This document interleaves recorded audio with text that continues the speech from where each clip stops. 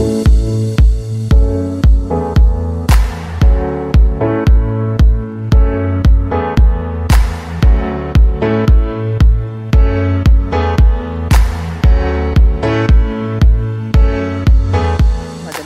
l'oral, plusieurs étudiants et élèves ont l'impression d'oublier leur texte.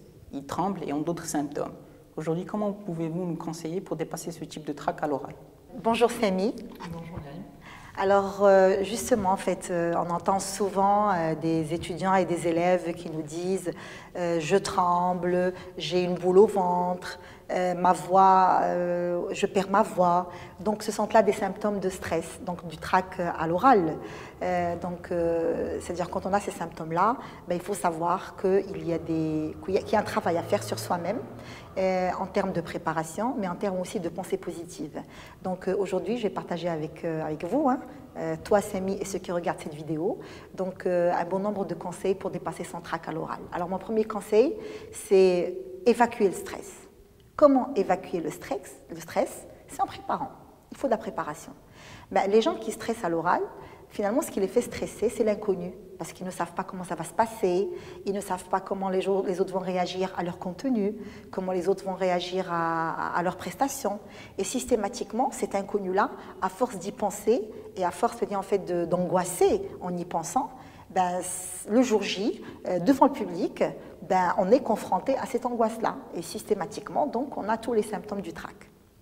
Alors, mon deuxième conseil, il ne faut pas se préoccuper des autres. C'est-à-dire, une fois que je suis au tableau, alors en fait, en face du public, il faut complètement s'oublier, c'est-à-dire oublier mon image, ce que je porte ou quoi que ce soit, oublier les autres, ceux qui me regardent, qu'est-ce qu'ils me regardent, qu'est-ce qu'ils voient, ils en parlent entre eux, ils doivent parler de moi, etc. Il faut oublier complètement ceci et se concentrer uniquement sur ce que vous êtes venu dire au public aujourd'hui. C'est très important.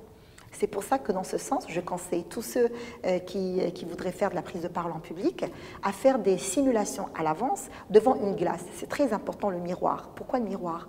Parce que le miroir, ça nous permet de voir notre image en prestation orale et donc ils vont apprendre à accepter leurs images.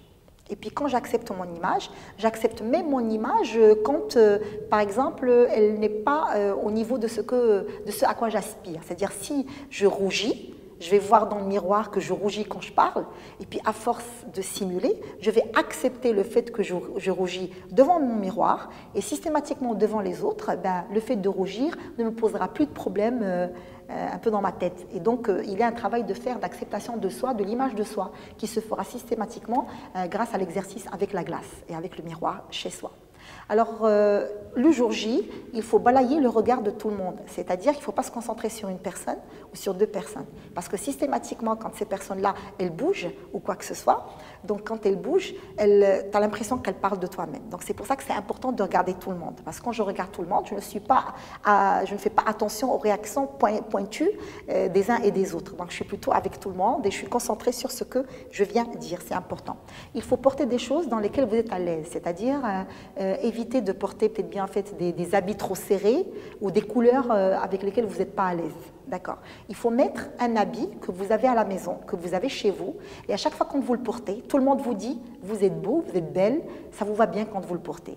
Parce qu'il faut avoir confiance en votre image, en ce que vous portez ce jour-là.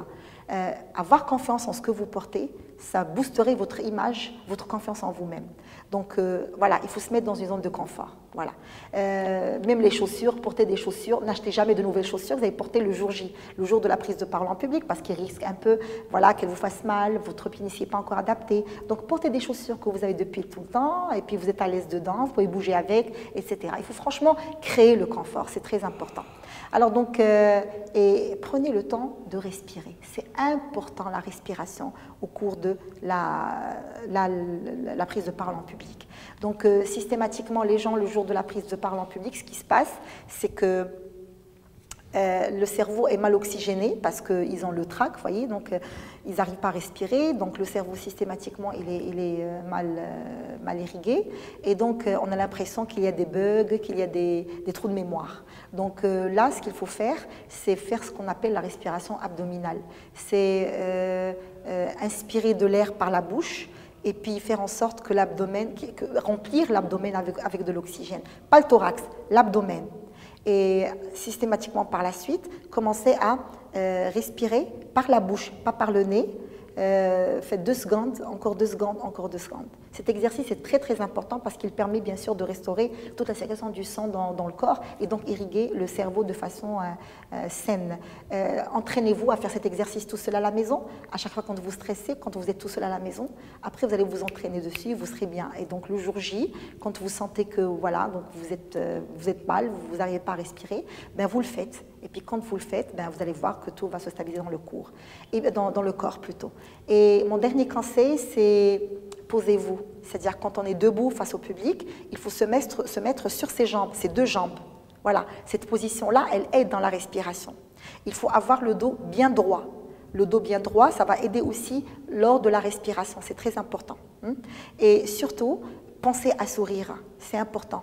Parce que quand vous allez sourire à votre public, vous allez complètement transformer, même quand vous n'avez pas envie de sourire, même quand vous doutez, vous avez le trac, etc., essayez quand même de sourire. Parce que quand vous allez sourire, vous allez transformer votre trac en énergie communicative. Et les autres vont vous sourire. Parce que vous allez leur sourire, ils vont vous sourire. Et systématiquement, ça va être de l'énergie communicative. Et ça va banaliser la situation, franchement. Alors donc, le secret de la prise de parole en public, c'est la confiance en soi. Dites-vous bien que pour avoir confiance en soi, il faut répéter cet exercice de façon récurrente. Donc, il ne faut pas avoir peur de l'exercice.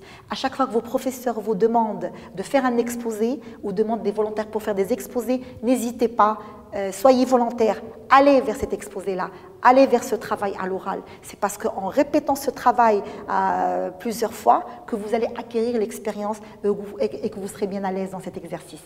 Donc, tout est dans la répétition de l'exercice. Donc, n'hésitez pas à aller vers cet exercice et ne pas le craindre.